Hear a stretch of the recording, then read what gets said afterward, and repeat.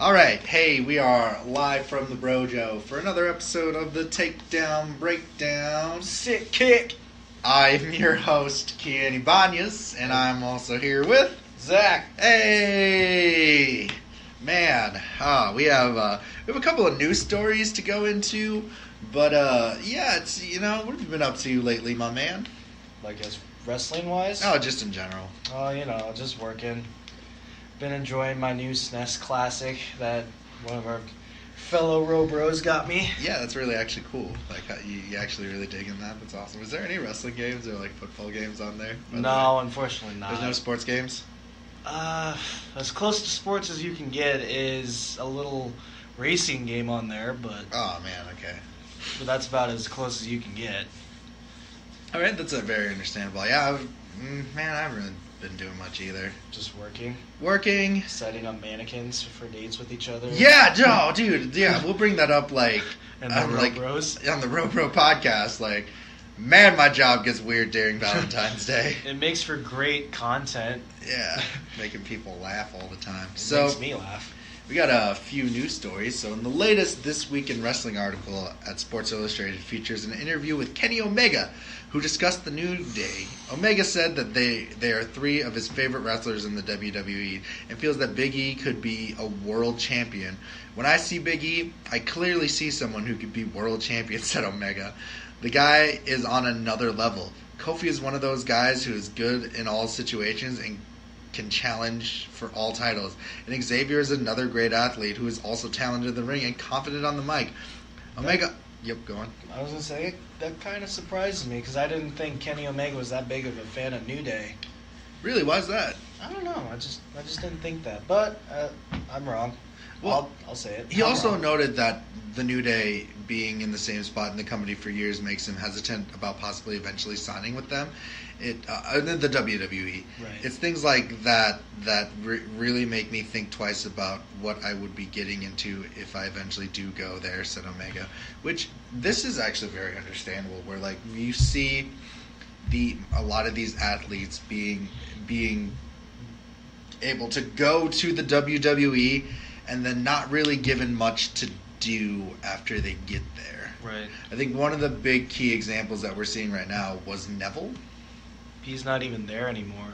Yeah, you know what I mean, though. Yeah, stuck in the cruiserweight division. Yeah, and like, you see that a lot, though, from what I'm seeing. Right. That, like, people get snatched up by the WWE and the hype is big in the indie circuit for them and they're like really like, yeah, fucking right, and like after that they don't do anything.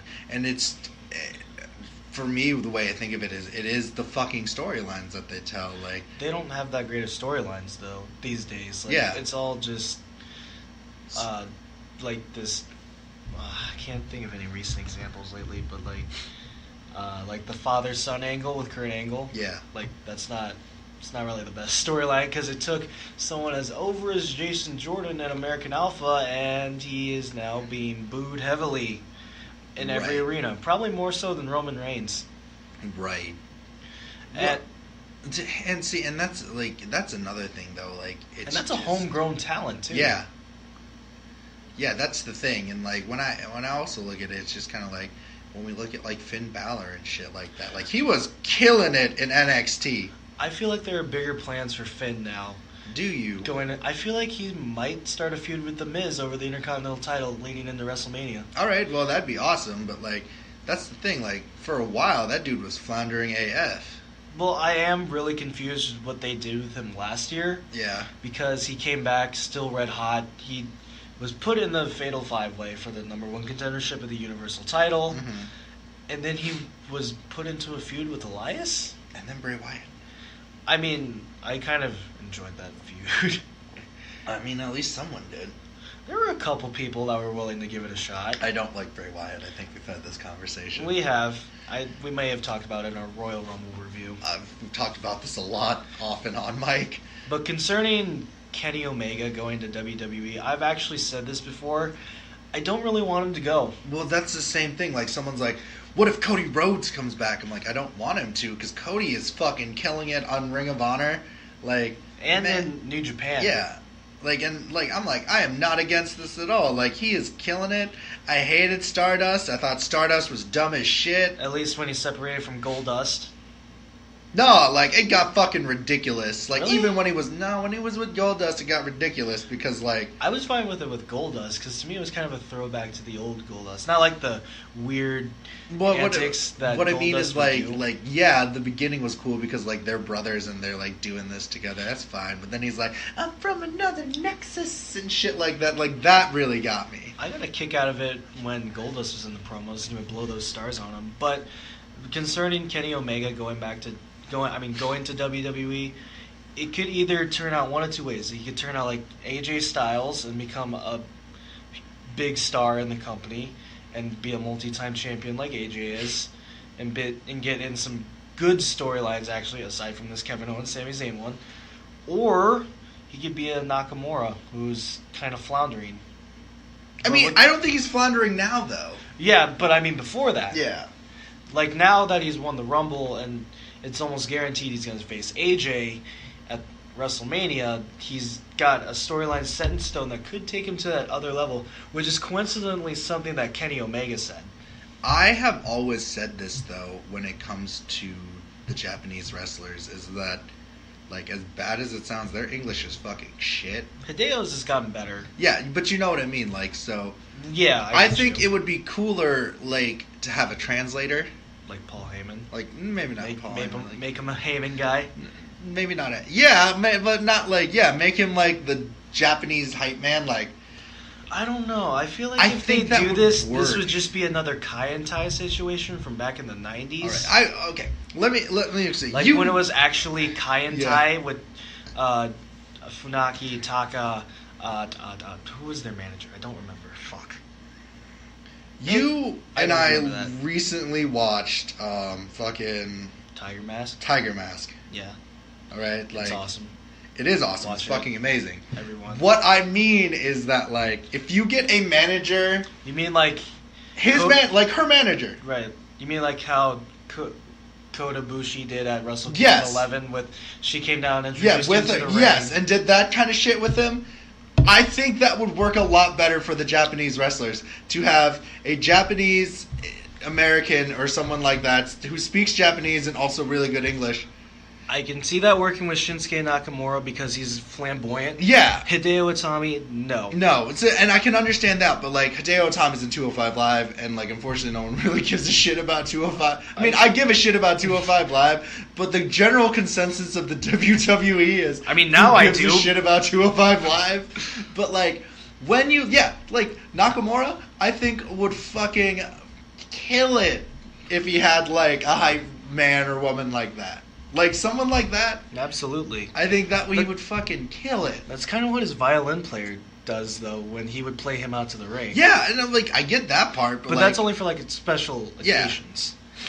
So, Robbie Fox at Barstool Sports reports that WrestleMania 35 will be held in New York, New Jersey. Yeah, just like WrestleMania 29. Area at MetLife Stadium with the same location that hosted... Yeah. Fox noted that Detroit and Philadelphia, hey Jay, were heavily considered as host cities, but the WWE is going New York, New Jersey area again. This should be taken as a rumor until WWE makes an official announcement about... what we have heard that the decision to WrestleMania 35 locations was being finalized. Fox noted that the rumor dated to WrestleMania 35 as April 7th, 2019. I'm fine with that. Yeah, it's fine. That was actually a really cool setup in WrestleMania 29. WWE Universal Champion Brock Lesnar and John Cena have been announced for the WWE live event on Saturday, March 3rd in Chicago at the United States Center. Lesnar is advertised to defend his title against Kane. This great. will be WWE's first show in the United Center in more than 20 years. They usually run the Allstate Center Arena nearby in Rosemont, Illinois, when in Chicago area. WWE booked the center for this event as Monster Jam was shown at the Allstate Arena for the entire week. So... what this means is this is very interesting because, like, if you remember... Punk chance! No, it's not. Shut the fuck up. They're in Chicago. It's going to happen. Possibly not. But, like, if you remember correctly, Kevin Owens lost the United States American title in an in-show. Yeah, that is true. And like, are you saying that Kane's gonna beat Brock Lesnar? I'm not saying it's going to happen, but like that would be interesting if they did that. I don't see that happening. I don't see it happening either, but like, I actually would be kind of disappointed if Kane won because he hasn't really looked that strong since he came back. But the Undertaker and him have a fucking meet and greet for Kane to be mayor. Yes, but the average person is In not Georgia. gonna care about seeing a big red title just sitting to the side. Right, They'll right. probably think it's like an oversized fruit roll up or something with a WWE with a logo diamond on it. encrusted Yeah. W. How do you eat that? Fucking thoroughly. It just sits on my shoulder. Actually, I don't eat it. According to PW Insider, NGPW filed 3 trademarks in the U.S. Strong Style, King of Sports, and Strong Style Evolved. All 3 for the use on clothing. But Strong Style Evolved was filed in many more categories, including production of videotape film and the field of education, cultural entertainment or sports, along with organization conducting of sports competition. As noted, NJPW will return to the U.S. on March 25th in Long Beach, California, with the tickets already sold out for the venue. It's gonna be good. So actually what this means is that, like, I don't know if this affects, like, them saying King of Strong Style or things like that. That's actually what I was thinking too. Like, and I think that is kind of... I feel like that's Nakamura's trademark on his own. Is it? But... Maybe they were getting ready for this because they keep calling him the artist. Right. And I think that's why. Like, I think that, like, maybe they kind of knew that sooner or later that they were going to fucking... Japan's been trying to break into the U.S. for a while now. Right. And they did it successfully last year with those shows. The Ring of Honor takeovers, things like... No, they actually had shows last year. New Japan on its own. Yeah, live New Japan shows. Yeah. Which I would love to see. Those shows. I would love to as well. But they're extremely expensive. And they're also already sold out, so... Patreon! If you want to help us get there, we'll do some weird shit. I don't know. Like live feed, like us playing WWE or something like that. I don't fucking know. Like Kien hitting a V-trigger on me. Yeah. After a vicious match against Minoru Suzuki at New Beginning, Night 1. I forgot to mention that in the New Japan news last time, but... Hiroshi Tanahashi is off the New Beginning tour with the acute osteoarthritis in his right knee. Suzuki was able to win the IGTW Intercontinental Championship via ref stoppage. Damn it. The Road to New Beginning tour begins February 1st and runs until the big event New Beginning in Osaka on February 10th, which Tanahashi isn't scheduled for either. I am okay with this because Tanahashi has been working injured for a long time. Not only just his knee, but also I think it was his bicep, if I'm not mistaken. He's been working like this since last year's G1 Climax.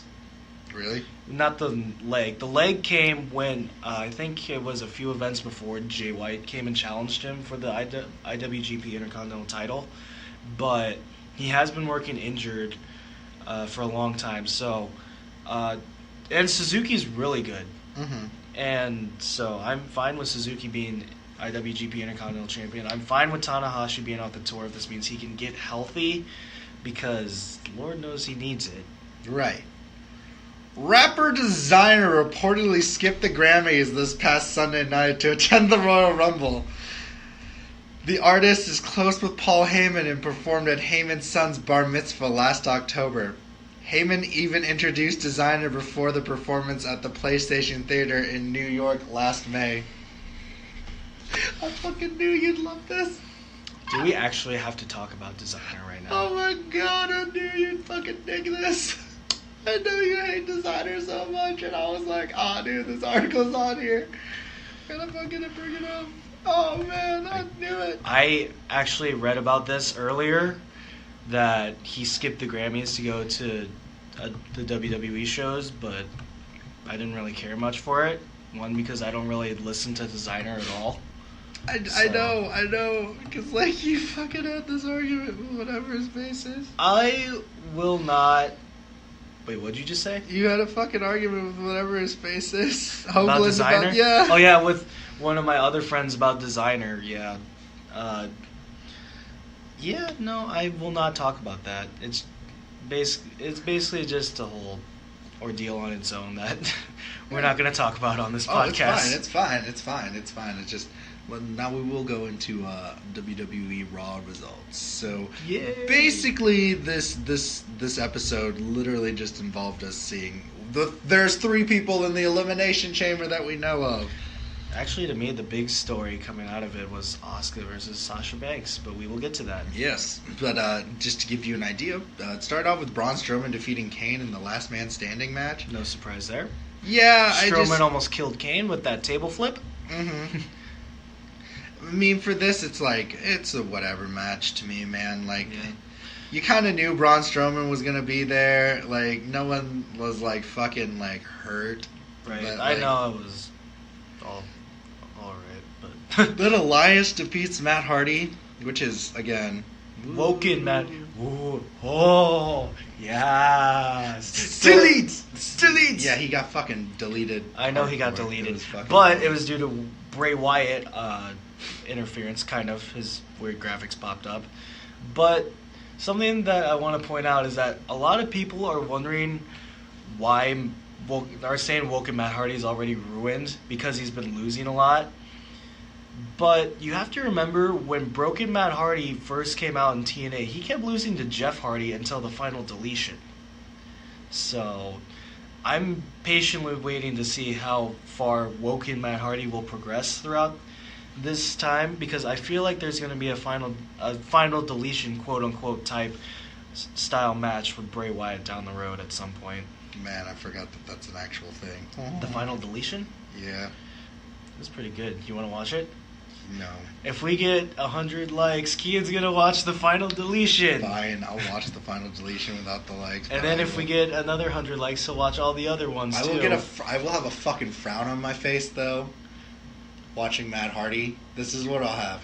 Yeah. I'll look very sullen watching Matt Hardy do shit that I don't like. If I'm here with you, I'll just be going, yeah. I will fucking murder you. And Wonderful! So, this is one of the things I thought was interesting, that John Cena and Finn Balor were doing these fucking cell phone promos. Yeah, did that just become a new thing this week, or was that at Royal Rumble? I think that was at Royal Rumble as too, but I can't remember. Do you want to talk about that match? How do you feel about John Cena winning? You want to talk about it? Come on. I don't want to talk about it. No, this is what we're for. This is what we're here for. Here's why. Here's why I think John Cena winning is utter bullshit. Okay? No. I know what everyone's thinking. Look, you're mad that John Cena won. Yeah, I'm fucking sick of LOL Cena wins. He's not that good of a wrestler now. He's not that good of a hype man now. He's not... Finn Balor should have fucking done it. I think so. Yeah. I mean, I'm 100% believing that Finn Balor should have done it. Triple H, I almost called him Triple X. Because you like that movie. I fucking hate that movie too. Triple H did his little too sweet to them, and they're like, the Balor Club is the new DX, and I'm like, that's not true, but no, okay. Let's not make that happen, because that would not be that great. Because that's what I mean. I was not against it. I was like, I was just, I'm sick of John Cena. The reason I thought it didn't make sense was because Cena was getting distracted by the crowd the whole time. Did you realize that?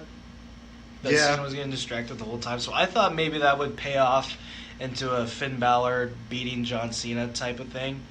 But, yeah, Cena won. I was kind of upset about it for a while, only because I was like, Finn deserves this spot more because he's there every week, every day, doing the shows and stuff, and Cena's, not That's what doing I mean. that all the time. He fucking does that shit, all the time. Right, but I can see the reason why they want to put Cena in the chamber, because he's still a big attraction to them, right? Mm-hmm. So I can see why. Plus, as I said earlier, I feel like Balor losing could eventually lead to him facing The Miz for the Intercontinental title. Which would be fine. I am, sick of Roman Reigns, and I actually, to be honest with you, I'm sick with Miz, having a fucking title on him, too. Well, to be honest with you, Miz and Reigns only holding their title for, 3 weeks at a time was kind of stupid. Plus, You know, like I said before, Miz has kind of been getting formulaic with his promos, where he cuts like this shoot-style promo on his opponent, where he brings up like IWC comments to them, and you know, then he how do I explain this again? He'll cut those promos, he'll go into the match, and it will be a good to great match, but it just kind of gets old eventually. You know? Like the promo part of it. The matches are okay. Plus, I don't know. I feel like he hasn't really done much for the Intercontinental title and within the past year or so, because after he got done with his feud with Dean Ambrose, I felt like he was just kind of drifting around. You know? So apparently I didn't notice this. Jonathan Coachman returning to the WWE in How place did you of not Booker T. notice that? Oh man, I was not paying attention. I actually really liked hearing Coach on commentary again. Yeah, no, it's fucking cool. Like, They also Raw also changed their logo, Yeah. their theme music, basically the entire presentation aspect of it. They changed. yeah, after the 25 year that they changed up a little. It's gonna take some getting used to for me, but I'm pretty sure I'll come around on it. Yeah, man, I don't think, I think I was not paying attention in the first half. Like, usually when I start Raw, I'm, making, fucking coffee or something. And, I'm, more focused on, making my coffee than, oh, they changed the title. At least you're there. I didn't see the first hour. Again, You have the fucking network. I meant that day. Oh, yeah, I meant was like, you have the fucking network. No, I meant that day. We've made jokes that it's only $9.99. The next day, I watched the $9.99. first hour. You should get it. We're not sponsored, but if we were, that'd be really cool. That would be pretty cool. Stephanie McMahon brags, Asuka and Sasha Banks square off. That's just a lady thing, you know. I thought it was solid, you know. Sasha saying she's ready for Asuka, and you know we'll get into that later though. Yeah. And then the Miz wants our respect, so Big surprise. Yeah. He has respect though, which is, you know, I know he's just playing the part, but he has the respect. Like, have you seen that everybody has been cheering him now instead? Yeah. Which I'm okay with, because The Miz has worked his ass off to get where he is now, and to finally be respected by everybody. I still respect The Miz, even though what I said about he's getting kind of formulaic with his promos, but I still respect The Miz. His matches have been great.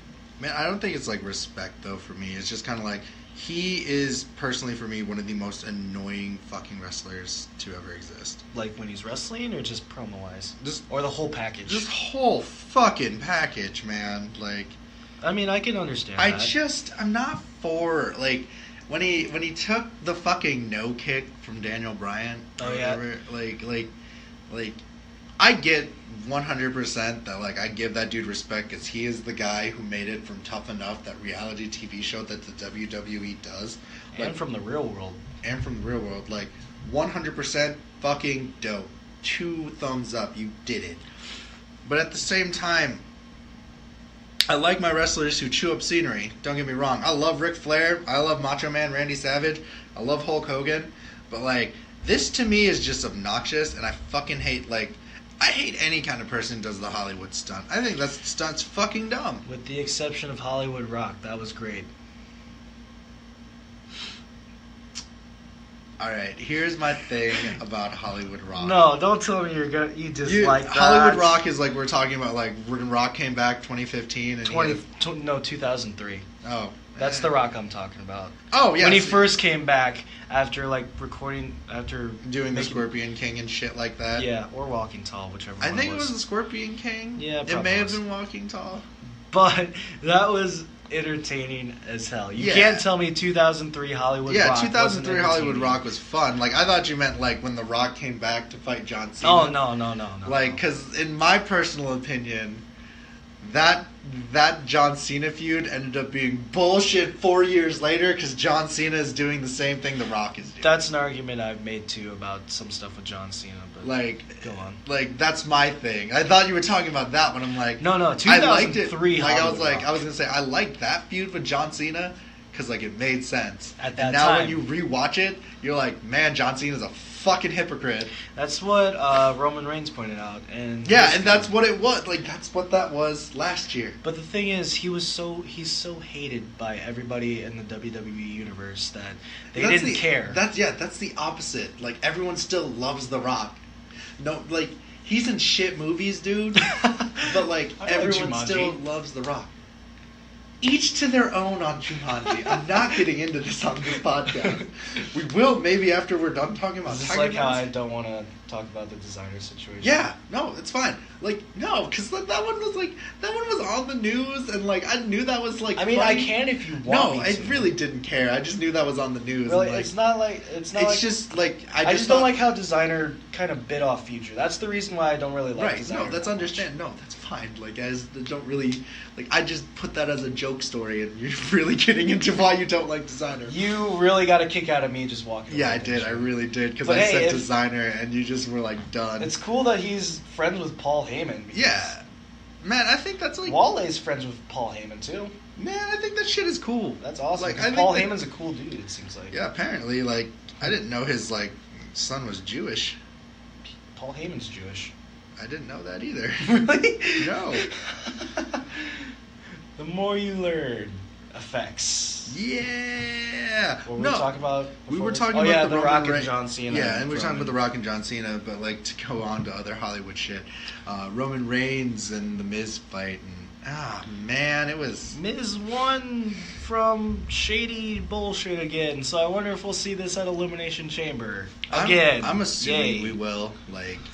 Okay, this is kind of getting into Miz versus Dean Ambrose territory, where they keep fighting with no set end. And I think that's what, like, yeah, man, even then, Miz won with shenanigans with the Miztourage. He didn't beat him one-on-one, or Maurice. Right. That's kind of another reason why I don't really like Miz's Intercontinental title reign, because he keeps calling throwbacks to, like, Shawn Michaels and Bret Hart and all them. And correct me if I'm wrong with Shawn Michaels, he may have had Sensational Sherry's help, but Bret Hart always got it done by himself. Yeah. And so did Razor. So did, I think Owen Hart did too. Yeah. Mr. Perfect, maybe he had the help of the Heenan family every once in a while, but he was still pretty great. I think he did get some done on his own too, so that's kind of another thing. Anyways, we'll go on. Sorry. Then it goes to the Revival defeating Heath Slater and the Rhino. And did you hear them at the end of this match? Yeah, where they talk about the crowd just being nostalgic and how they don't live in the past. Yeah, they're like, fuck ECW. I'm like, man, ECW was the tits back in the day. I haven't seen much of ECW, but I'm planning on ECW was hardcore AF. Yeah, I've seen some, like, the most extreme moments. Yeah. I've actually seen a few full-length matches, like Sabu versus Terry Funk in the Barbed Wire Massacre match. That was fucking brutal. It's amazing. Sabu just... Was that the match he glued his bicep up with? Yeah. He it open. He just super glued it shut so he can finish it. That was insane. I've seen all the ECW One Night Stand events, 2005 and 2006. 2005 was better. But yeah, like, it's... Someone pointed this out. I was watching this on someone else's... they talk about wrestling, too. And they pointed out that it's funny that he's been doing this for a long time. I know. I'm just giving you shit. Like, since 2012, if I remember. I'm just giving you shit. Should I give it a plug? Yeah, just give it a plug. Wrestling with Regret with Brian Zane. Yeah, I was watching him. But... I think he pointed out that it's funny that the Revival are knocking the fans for nostalgia when the Revival is actually kind of like a throwback gimmick to, like, the Brainbusters. Yeah, that's the thing. Like, they're... Man. I don't even know. But hey, I mean, it got the crowd heat. But what are they doing with the Revival right now? Like, what is the point of all these promos? I don't know. Like, where is this going to lead? Nowhere. Hopefully to something good. Tag team champs against the Bar. You mean Titus Worldwide versus the tag team champs? No, I mean, like, I think that's what it's going to lead to. Oh, okay. The Revival having a chance to be tag team champs. Yeah, that'd be fine with me. Because that'd be a great match. Balor and fucking... Balor Club. Versus The Miz and the Miztourage. Asuka defeats Sasha Banks via submission. This was a great fucking dope match. Like, great match. It was... The story of this, though, is that they took two horrendous falls in this Yeah. match. Like, did you see Sasha's suicide dive? Yeah, That was brutal. Fucking legit. And then Asuka took the back one later. Yeah. But it's amazing that Sasha actually got back up from that and took more punishment, like the slaps and kicks from Asuka. Right. And then the Asuka lock on top of that. Yeah. But a lot of this is like, because for a while I quit giving a shit about women's wrestling. I'm not sexist. It just got kind of boring. I mean, that's fine because SmackDown was kind of doing the same thing last year. And like with the teams. In general, that was like the thing that really got me. Right. But this was a great match. An interesting note to me was that after the match, Sasha would shed a tear after it because as like a sign of defeat that she couldn't beat Asuka, even though she kept saying she was ready for Asuka. And to be honest, she's been the greatest opponent for Asuka on the main roster since she debuted on the main roster. Right. So it makes me excited to see if they feud down the line, what can happen between these two. No, I understand that. I really want to see something like that, to be honest with you. Like, I want that hype. I want that shit. Like, I think this got them both hyped after this because Sasha was kind of being, like I said, treading water last year, especially after she lost the title back to Alexa Bliss on that Raw episode. So she's kind of been treading water. But with this Asuka match and this, we're seeing more heelish boss tactics like from NXT. I'm for that though. Like, so I think big things are ahead for both of them, and I'm excited to see where it goes. I'm really fucking stoked for this. Like, I have not been stoked for like a women's match for a while, and that women's Royal Rumble, dude, was lit as fuck. Like, hands down, like one of my favorite fucking, like, it was really one of my favorite matches. Right. Like that, the final fucking match off with the Bellas and Asuka and fucking Sasha was just. I thought it was interesting that Sasha kind of allied with the Bellas for a little bit. I didn't. I was like, yes, I love Sasha Banks as a heel. It's not that. It's that Sasha debuted against the Bella Twins, so I'm surprised that they would kind of ally for a little bit. But I guess the end game was just to throw Sasha out, which is what they did. Yeah, so. and I mean, like I said, it was really lit. Yeah. So, the Tag Team Championship, the Bar defeats Titus Worldwide via pinfall to retain the title. You know what was interesting about this? We didn't really see much about Seth Rollins and Jason Jordan in this. From what I've heard, Jason Jordan is dealing with injuries. I don't know where Seth Rollins is, though. That sucks. But there was another scary bump in this. Do you remember it? Yeah, no. Basically, Cesaro threw Apollo Crews up for kind of like Kevin Owens pop-up powerbomb, yeah. and he went to Sheamus, and I think he was trying to do a Hurricanrana. He landed on his neck and back. Oh God, yeah, no. That looked scary. But he got back up right away. Yeah. So props to you, Apollo Crews. Yeah, but this was actually better than I was expecting. Yeah, I mean, I think that's a positive. Yeah. On the light of that, but in general, it's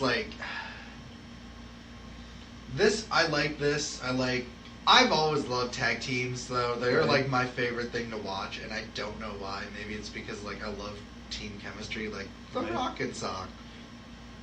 That's your go-to team. Yeah, that's my fucking go-to team. Not the Rockers, not the Hart Foundation, no, not Edge and Christian, not Rock the Hardys, and Sock. not the Dudleys, Rock and Sock. not the Brainbusters. No, Rock and Sock.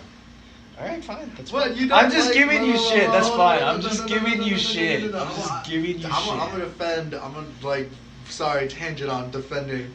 I'm Mick just giving him Foley shit. and Dwayne The Rock They Johnson. were a great team. I'm just giving him shit. They are the best tag team ever because they make no fucking sense.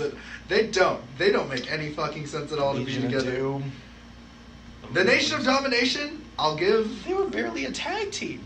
The Nation of Domination? They were more like just the stable that would come out and accompany Farouk and The Rock. Yeah, they beat the shit out of people. Yeah, but they weren't really tag team, like a full tag team. No, I consider Evolution and shit like that to be that. And at least they won the tag team titles with Batista and Ric Flair. Yeah, and then I consider DX, I guess. I guess. I mean, are we talking about the early one or the late 2006, 2009 version? I think both. I think both won a tag team title. To me, the early version with just Shawn Michaels, Chyna, Rick Rude, and Triple H was just more like Triple H was kind of like Shawn Michaels' lackey. kind of. Fine. Like, more like second in command. Like, he's almost to Shawn Michaels, but he's not equal He's to Shawn like Michaels. lower at the Right. bar than the Shawn Michaels is. Yeah, that's to me what that was. And it's kind of true because Triple H wasn't exactly who he is now at that point.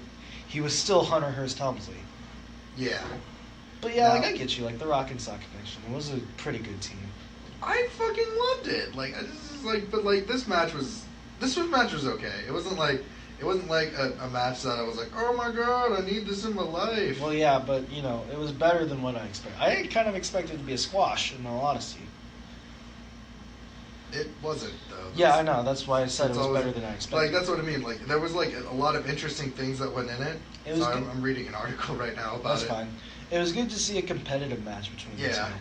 And also, it's good to see the follow-up from Titus Worldwide beating the Bar twice in the past 2 weeks. Yeah, and see that gives me like hope that they'll. One of the instances where wins and losses matter. Because Right. sometimes WWE says wins and losses don't matter. But anyways, Let's go to fucking Smackdown, Zachary. woo! This was also a great show. I had Did the you not highlights think up. so? I liked it actually. Oh, okay. Sami Zayn and Kevin Owens implode. They didn't really implode in this promo. It was more like later in the show. Yeah, like so when the show opens up. Sorry, I should have started. When the show opens up, Shinsuke Nakamura is coming down, being like, "I won the Royal Rumble, guys! Like thumbs up." Yeah, and then Kevin and Sammy came down and said they were cheated out of their win or something like that. Which they weren't. Yeah, not really. Didn't AJ win with a roll up? Yeah. Yeah. And then AJ comes down too. And we got ourselves a A tag team match. Playa, yeah. holla, holla, holla. Yeah. So, as the fucking thing went on though with this feud, like that was the last match, wasn't it? Yeah, it was Okay. the last match. So Rusev defeats Kofi Kingston, Zack Ryder, and Jinder Mahal via submission in the #1 contenders match. This was fun. Really? I like this. Okay, here's my thing.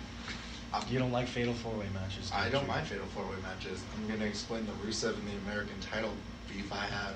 Oh. No. He's done this numerous times now. What? Like Rusev's shit is basically like when he gets the American title, he's like, look, shits on it? Yeah, it's like, look, America, fuck you. Like the only time that I was down for Rusev and the American title Was his first reign? with John Cena. Yeah. Yeah, because that was basically Rocky 4, but pro wrestling. He was because still John in- Cena represented America. He was still in his undefeated streak, too. Yeah. Everyone represented America when they went up against him. No. John Cena I was like the Rocky Balboa I personally like the Jack Swagger stuff more than I did the John Cena stuff.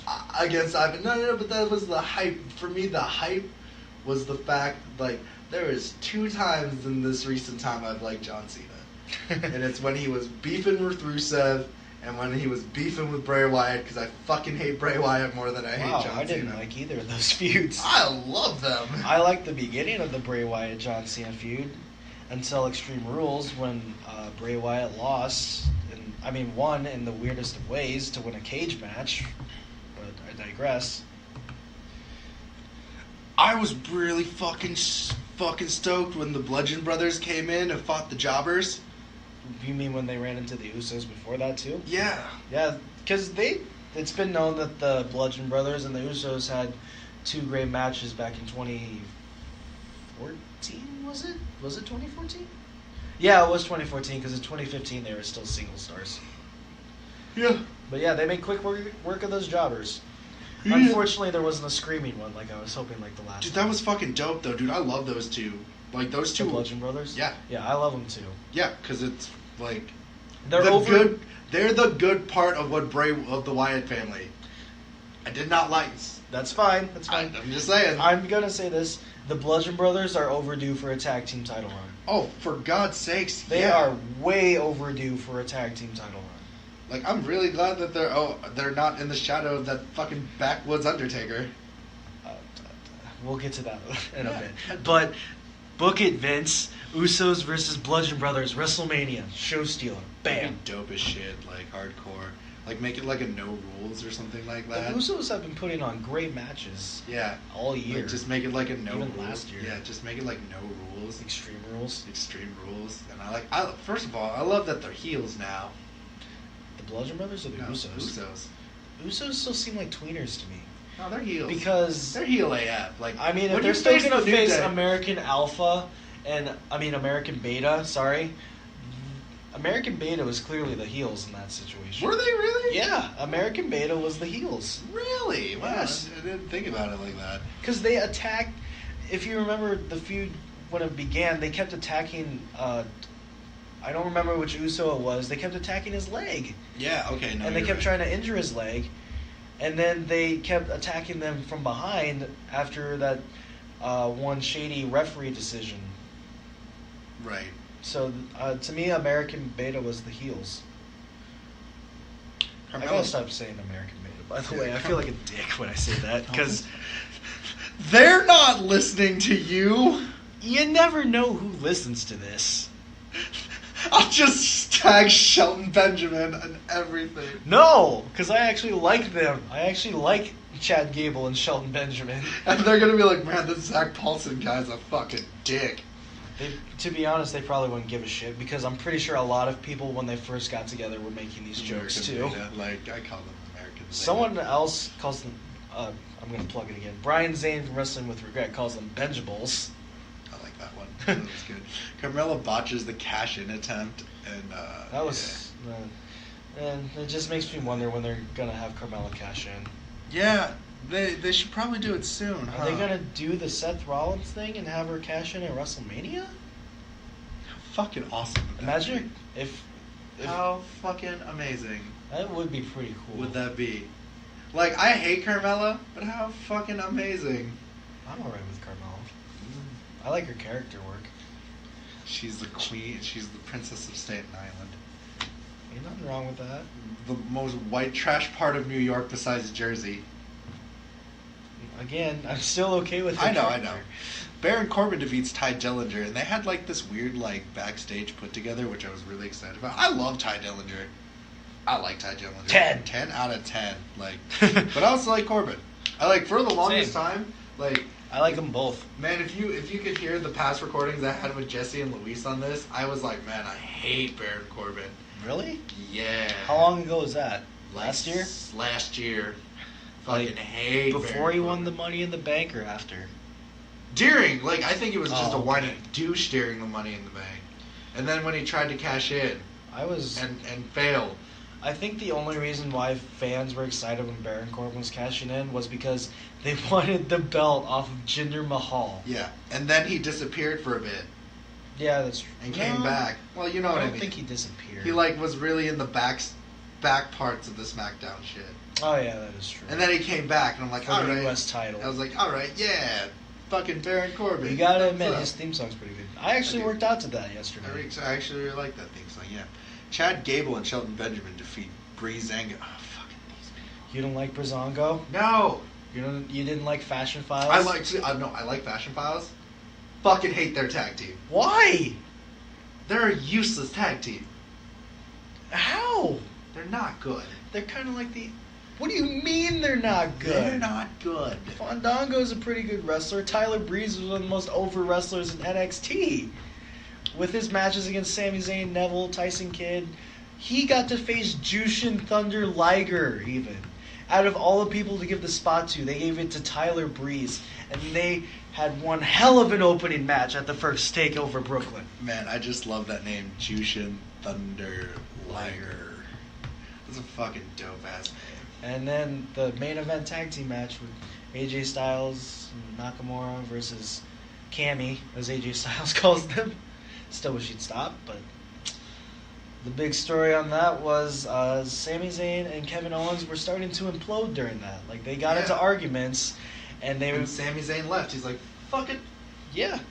And then Nakamura beat Owens with the Kinshasa after Zayn left. And then in a backstage interview, Renee Young asked Sami Zayn if that's the end of his friendship. Sami said no.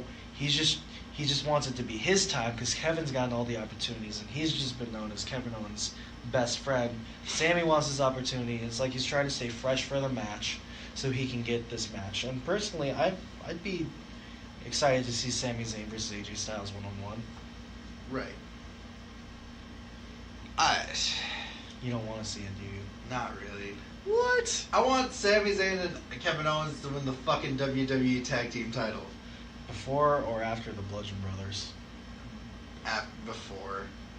I really liked Sami Zayn a lot. On Raw 2 years ago? On Raw 2 years ago. I really like that too. Like, I really liked that whole when Mick Foley was the general manager. Right. I thought it was interesting. I'm going to go to 205 Live.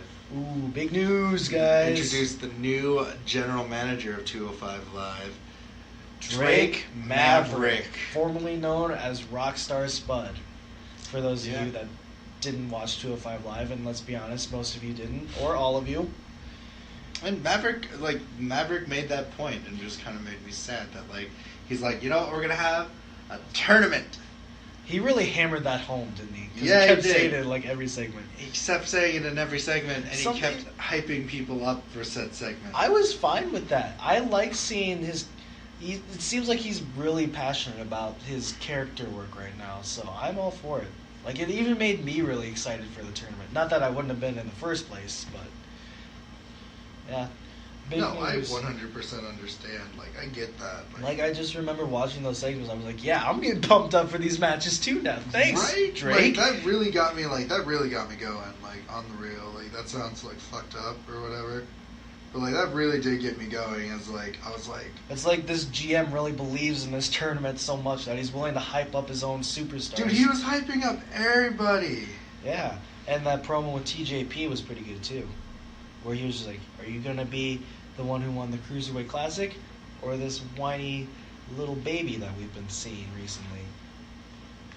Right. And then Cedric Alexander defeats Grand Metalik, and like, this is one of those things where like, it just really gets me about this. What? Is that like, he's like beforehand he's like, it's your time, Grand Metalik. Do And it. he lost. And he lost. I'm like, man, you really fucking... It's kind of baffling to me to see Grand Metalik lose in the first round. You'd think that he would have been gone on. Yeah, like but a little they're bit. really hyping Cedric though. Well, yeah, they should too, because Cedric was the number one contender. Right. So like, I'm like 100% fine. Like, it's Cedric. I feel like Cedric's gonna win it. Yeah. I also I don't know why, but I feel like Hideo Itami could win it too. So, on the bright side, we get introduced to Tyler Bate, who's the former first ever United Kingdom champion, won the UK tournament, the first one, last year. Yes. One of the things, I think I said this to you yesterday, but I like how whenever Tyler Bate waves, everybody else in the crowd just waves back. Yeah. Like, I'd expect some people to either just sit there, or like flip him off or something, but everybody just waves. It's nice. Right. It's refreshing to see. But he is a beast in the ring. Like, no joke. Right, no. But this match with TJP was pretty good. Yeah, well... Before we get to that, yeah, before we get that, like, it's just not... Like, Jack Gallagher was like, oh man, British people are here. Yeah. I like the backstage segment with Drew Gulak and Drake Maverick, where he hands him the flowers, and then Spud just looks at him for a second, then he just looks up at the producer he's with, and he just gets this big smile on his face. He's like, here you go! And then just walks away. And then Mustafa Ali does like this weird like promo about how he lost, but he's gonna win this tournament. Yeah. It could also come down to Mustafa Ali and Cedric too, because they had one hell of a match. I think it was last week. Yeah. Then we go into the TJP interview, which man, I fucking hate. You don't like TJP I'm getting anymore? sick of TJP. I still like TJP. Really? Yeah. I haven't seen much of him because he was injured. Yeah. So to me, it's kind of refreshing to see him back. And like I said, every time he throws a tantrum, it throws me back to those old Lionheart Chris Jericho days and when he first started in WCW when he was turning heel. I still love that. I love Chris Jericho, but this is like, bleh. Yeah. It'll grow on you at some point. Really? Just like Bray Wyatt and Woken Matt Hardy will too. No, none of those fucking people will ever grow on me, I'm Zach. gonna make you watch the final deletion until you finally love Matt. Selfie promo with Akira Tozawa, who is disappointed he won't be the first GM, but is excited he'll get to be in the tournament when he wins the title at WrestleMania. He's probably not gonna win. Probably not. On the bright side, go. TJP defeats Tyler Bate with a handful of tights. Yeah. So, but yeah, TJP showed great fire in this match. Tyler Bate, great as always. I love that little surfboard stretch part they had where TJP had him and then Tyler Bate reversed it and did like a standing surfboard stretch. Yeah, no, I get you. Oh yeah, Roderick Strong is supposed to make his debut. I saw that. I'm hyped for next week. Kalisto versus Lince Dorado and Hideo Itami versus Roderick Strong. I love Itami's and Strong's match from last year in NXT when they were trying to decide the number one contender for Bobby Roode at NXT TakeOver Chicago, so I expect good things. I did not actually watch this NXT, so you are going to have to take this away. Oh boy. Well, do it. First order of business on this episode of NXT was Nikki Cross versus Lacey Evans. It was kind of weird to me because Nikki Cross started off all fiery and stuff, and then Lacey Evans kind of kept her down, kind of like the heels do, get her heat. And then Nikki just came out of nowhere and won with the Fisherman Neckbreaker. So really? Yeah, that was the match. Hot damn. I was kind of left wondering what, too. Like, I'm fine with Nikki Cross winning. She's actually one of my favorite women's wrestlers on NXT. But it was kind of just like, really? Like, you're hyping up Lacey Evans this much, and then to have her lose in just like a meh match against Nikki Cross, it's just like, eh. But again, I really like Nikki Cross, so I'm fine with the victory. However, the way the match went about, it's just eh. Right, I get you. Also, I want to point this out. To me, personally, there seemed like there was too many callbacks to NXT TakeOver Philadelphia. Like about let's see here, maybe half an hour was dedicated to just showing highlights of the big three matches. I was like, really? I just want to see the now matches. If I want to watch Brooklyn, I'll go watch it on the network again for only $9.99. Yeah, or sorry, 20 some bucks if you get the gift card like I did to get the network. $9.99. But yeah, it was just like, really, are we gonna keep throwing this back to Philadelphia, TakeOver Philadelphia? I didn't want to see it that much.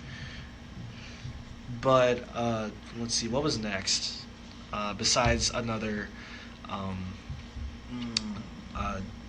TM61 versus Ely's. Yep, TM61 made their return against the Ely brothers. This was just basically a squash match to show people what TM61 is all about. Yeah. And they won with I think it's called the Thunder Valley Bomb. And yeah, they're looking great. And then last but not least, I love this match. Roderick Strong versus Tyler Bate. This was great. I liked. There was a sequence towards the end where they just kept reversing their shit. Like, you know how Tyler Bate does that bounce off the ropes and then goes for a clothesline? Yeah. Roderick kept reversing that twice, but then Tyler would keep reversing Roderick's offense. And by the end of it, I think it was Tyler Bate who did the bounce off again and then hit the clothesline. I was like, that was awesome. But Roderick Strong did prevail eventually. Right. And with End of Heartache. One of my favorite finishing moves currently. I love that finisher. Do you not like it? It's fine. I mean, I don't judge finishers anymore. Why not? I don't know. I'm just not like that anymore. Oh, well, that's alright. I just like to see like a good match. I don't really judge them either. I just like to see a good match. But every time I see End of Heartache, I'm just like, that is so cool. And then like Pete Dunne shrugs off the challenge of Roderick Strong. I think that was after the cameras rolled, but like Roderick Strong just came back there, and Pete Dunne just looked at him and then just shrugged him off, kind of. So that guy's 24. Did you know that? Pete Dunne? Pete Dunne. I actually thought he was younger than that. He's 24. Because if Tyler Bates only 20, like me, yeah, then I kind of assumed Pete Dunne was like 20. I kind of felt Pete Dunne was like 22 or 23, but 24 is pretty close. Yeah, man, he's 24. But yeah, great match from Roderick Strong and Tyler Bate. Probably match of the week for me. Aside from Asuka versus Sasha Banks, or Yeah, it's between those two. Or even TJP versus Tyler Bate. Damn, Tyler, you're killing it right now. Yeah, I was like, man, he was in it, like, both. Yeah, that's what I was like, man, he was in 2 shows. That's fucking right. That's hardcore shit. I couldn't do that. Like, dude's conditioned. What can you say? Actually, like... I mean, you're pretty conditioned, too. I do, like, 6 podcasts a week, right? Yeah, so there you go. Oh, shit, I do a lot of podcasts. See, now you can go on other people's shows, Yeah, just like Tyler Bate did. I'd just be like, I did, actually, this week. You got to wave like Tyler Bate does. Yeah, well, all the time. I did a Skype thing with someone else. I'm going to start doing that from now on. But before we leave, I showed Zach something that I thought he'd really, really like, and I showed him Tiger Mask W. Versus... Just in general, I showed you the anime Tiger Mask W. Right. And what did you think about it? And, like, what... From the first... What, we watched, like, 6 episodes? Yeah, we got to the Red Death Mask Like, match. for those 6 episodes, what did you think about it? I thought it was cool. It's cool to see a wrestling anime, because there aren't many of those, are there? There really are not that ones aren't, that aren't like, that hyper-sexualized either. Yeah, that's... There's one called Misa Misa Amine, which is, like, fucking... I'm probably not going to watch fan that. service AF wrestling girls. But, yeah, from what I saw, it was pretty good. I didn't see the whole thing, so I don't really want to judge it that much. I know, but did you get, like, the plot detail? Like, if... Yeah, I got it. The thing about it is, like, it literally plays off as, like, a fucking soap opera wrestling drama. Like an actual storyline. Yeah, it plays off like an actual wrestling storyline throughout this entire series, and I think that's why it's so fucking interesting to me. Yeah, it's... And, like, how much I love it, and, like, I'm literally tempted to do a breakdown analysis of every fucking episode of Tiger Mask W just by myself. Do it. Oh my god, there's not a lot of people I can, like, someone's like, can you recommend an anime for me? I'm like, I could recommend you Tiger Mask W. But you don't watch wrestling, so you probably won't give a shit. Understand any of this. And, like, I know that. But then again, do you really have to watch wrestling to understand this? I mean, you don't, but it helps. Well, yeah. Like I remember, I was watching it with, like, when I was, like, seeing Lindsay, and she goes, like, I don't know what this is. Like, what's a morning? Like, she's like, what's a pile driver? I'm like, well, he's like, boom, like, he's like a pile driver. It's like, you want me to show you? I don't know how to explain this. Yeah, I was like, I'm trying to explain, like, what a pile driver was and shit like that, and she's like, that just sounds ridiculous. I'm like, it is very ridiculous. It has injured people. The thing about Tiger Mask W that I want to bring up, my dude, is that, like, it's fucking insane. It's like real wrestling. It's like granted, there's, like, shit that, like, you can't do, like, grab a man by the fucking face and slam him down. Or do those flips that he did in the tag team match. Yeah, like, granted, there's, like, shit that isn't real.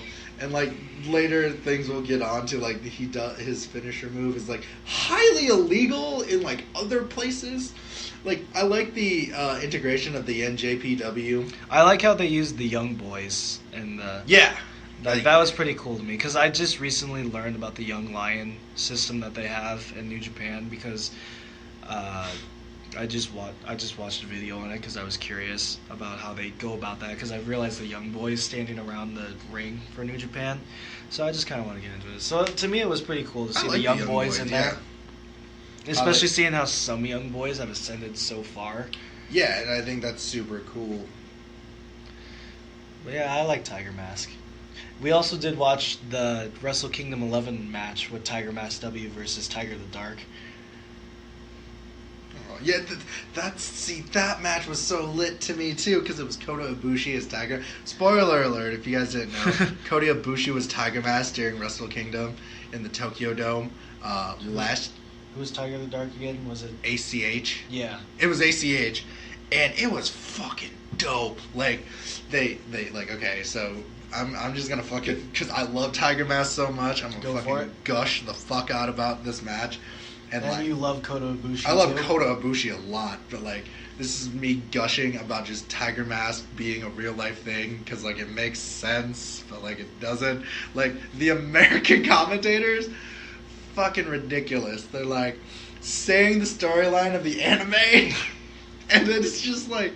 That's why you watch it in Japanese. I think they were saying the storyline too, if I was reading the subtitles correct, because I've seen it like multiple times. Yeah, they probably were. They were. They're like, Tiger the Dark is here to fight Yellow Devil, and there's no Yellow Devil, like, in the fucking, like, scene. At all? No, not at all. Not in, like, Tokyo Dome. Not yeah, in, that's like, what I meant. Yeah, not in Wrestle Kingdom at all. But, like, they're following the plot line, I guess. But, like, it's fucking insanely, like, they're like, this is, like, Tiger Mask's move. The Tiger Crusher. And actually, something I asked you when we were watching that match was, would he use Tiger Mask's finisher, or would he use one of Kota's finishers, which is either the sit out last ride power bomb or the Phoenix Splash? And he did use the sit out last ride power bomb to win. Yeah, I think that, like, I think that ends up being one of his finishers, though. He kind of set it up like the one in the anime, because I did kind of see the finisher at one point. But yeah, it turned into a sit out last ride power bomb. Which is fine, like... Try saying that 3 times fast. No. Sit out last ride power bomb. Sit out last ride power bomb. Sit out last ride power bomb. Sit out last Ha! ride Did power it. bomb. Your turn, challenge. I just fucking... Yeah. No, not you. So, like, I recommend Tiger Mask. I'm going to make Zach watch more Tiger Mask sometime. I'm fine with that. Because it's lit as fuck, and I love it. Like, 10 out of 10. Perfect. I'm actually probably going to make you watch delivered. Tiger Mask with me on Sunday when we record video game shit. We'll have, like, a Tiger Mask break. SNES Classic Yeah. gameplay coming soon. So that's been, almost said 10 Game Boys. God damn! The Takedown Breakdown. Don't forget to like, subscribe, and share. Thank you guys. Have a good night. Later.